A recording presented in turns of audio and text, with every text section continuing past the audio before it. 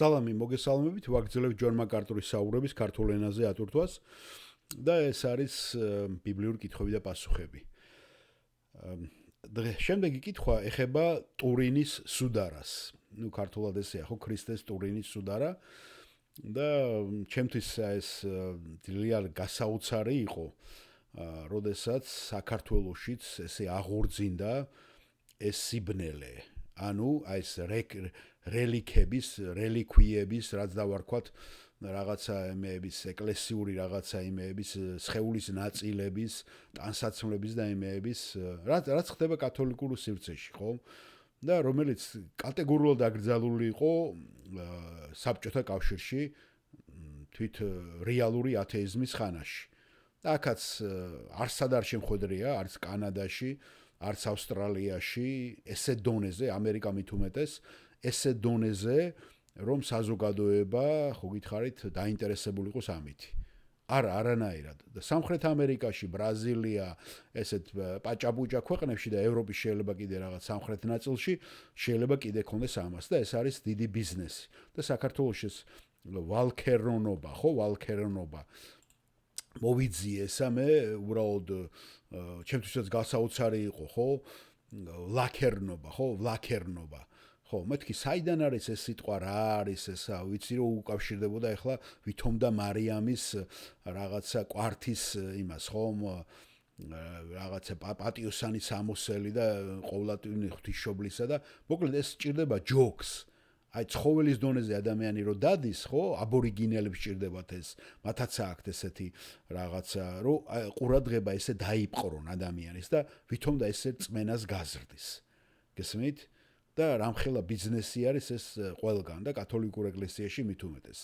და ესეთ კითხვას უსვავენ ლაქერნის ხოთაშორის ეს სიტყვაც და მაინტერესა რატო ლაქერნი, საიდან და თურმე მოდის ეს კონსტანტინოპოლს, ძველ კონსტანტინოპოლს დასავლეთ ნაწილში გარეუბანი, როგორც ნახალოვკა, როგორც დაუშვათ საბურთალო, ხო? ესე ერქვა მაგას და იქიდან გადმოვიდა მე ამას. შეიძლება ბერმა არც კი იცოდეს ეს არის. მე როცა ვიგებ სიტყვას, მაინტერესებს ხოლმე საიდან არის, რა წარმოშობა აქვს, ეტიმოლოგია თუ რაღაცა. ესე ხდება რა, გინდა რომ იცოდე, ხო, საიდან დაერქვა, რა დაერქვა. ტურინის სუდარა გადარია ტურინში არის, ხომ ეს შენახული, ვითომ და ქრისტეს ის არის, ხო? აი ამაზე კითხვას უსვავენ, ანუ სახელს არ ასახელებს.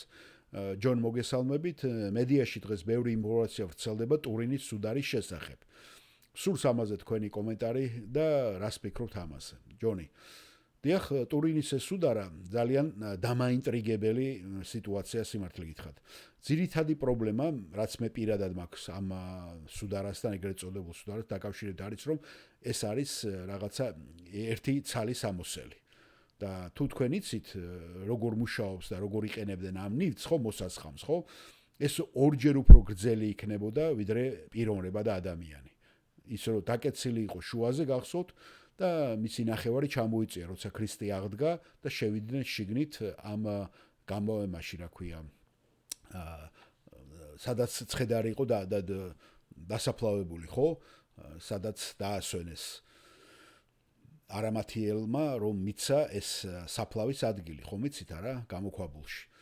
მაგრამ სახარების ნაჭერში ნათქვამია, რომ თავსაბურავი ცალკე იყო და ტანეს რას ფარავდა ის ცალკე იყო. და ხელუხლებლად იყო, როდესაც ქრისტე აღდგა, შემოხვეული. ასე რომ მეჩვენება, რომ ეს სუდარა და დარწმუნებული არა ვარ, რომ ეს ნამდვილია, ალბათ რაღაცა გზით მოიფიქრეს, რომ ამ საკითხზე პასუხი გაეცათ, მაგრამ მე პირადად არ წამიკითხავთ. და სწორედ ამ კვირაში ვკითხულობდი წიგნს სახელად ტურინის სუდარა და მე ვერ დავკმაყოფილდი მათი მცდელობით ამაზე პასუხი გაეცათ. ახლა ამ სამოსის შესახებ საინტერესო ის არის, რომ როგორ ჩანს, მას აქვს თურმე გამოსახულება, ხო?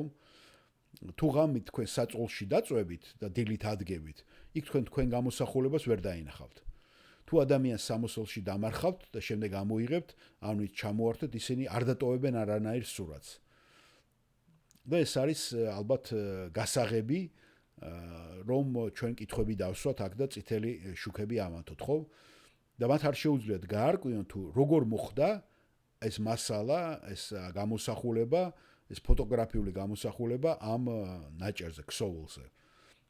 ყველა ტესტში კი ისინი ამბობენ, რომ ეს აშკარად არ არის დახატული.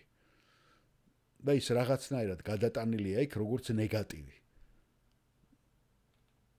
და ეს ნამდვილად პოზიტივითაა. ასე რომ ეს არის ნამდვილი საიდუმლო, თუ როგორ უნდა მიიღოთ ფოტოგრაფიული პოზიტივი თეთრეულის ნაჭელზე.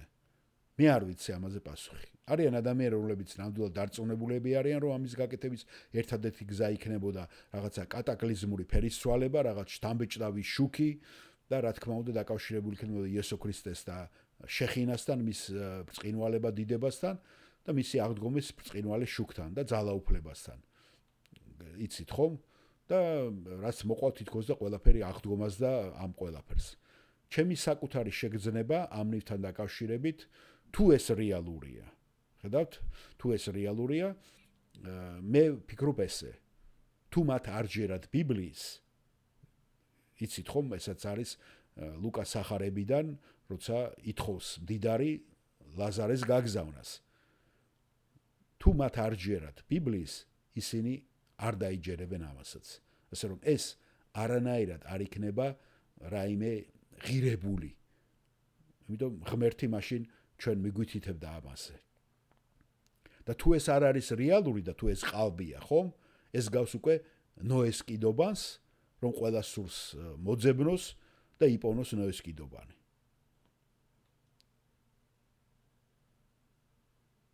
და ვის აინტერესებს ეს?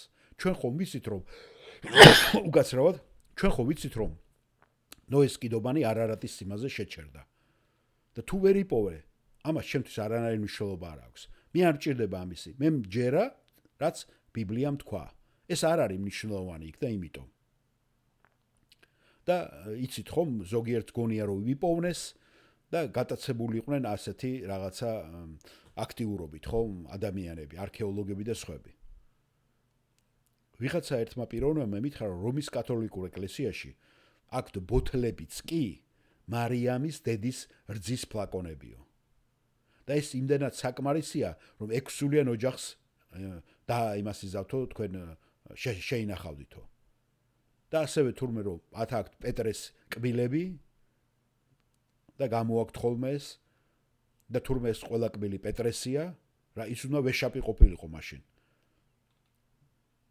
და მათ მიიღეს ჯვარის იმდენი ხის ნაწილები, რომელზეც იესო ქრისტე იყო გაკრულო, სამსართულიანი შენობა შეიძლება ააგოთო. ასეთი აქტივობა ძალიან მნიშვნელოვანია, რომ იცოდეთ რომაულ კათოლიკურ ეკლესიაში. ეს სისტემა, ეს რელიკვიებით რაღაც სპეკულირება და კიდევ ერთს გეტყვით. რომ იცოდეთ, ეს მათთვის ძალიან დიდი ფულის შემომტანია. ეს დიდი ბიზნესია. რადგან უამრავი მილიონობით მომლოცველი მოდის ხოლმე ამის სანახავად და წელიწადში გონი ორჯერ გამოაქვთ ხოლმე ისინი სანახავად. ეს არის ტურიზმის, ეს არის შემოსავალს პირდაპირ იმაში გაგებით. ასე რომ მე არ ამგონია, რომ ეს იყოს რეალური. და ფიქრობ ამ ეტაპზე უბრალოდ უნდა თქვა, რომ ცოტა ბევრი გაუგებრობა აქვს. მაგრამ ფაქტია, რომ ზოგიერთი ადამიანისათვის, ხომ, ეს ძალიან დიდ ბიზნესად და დიდ დასაქმებად იქცა. გასაგებია? დიახ, გმადლობ ჯონ, გასაგებია.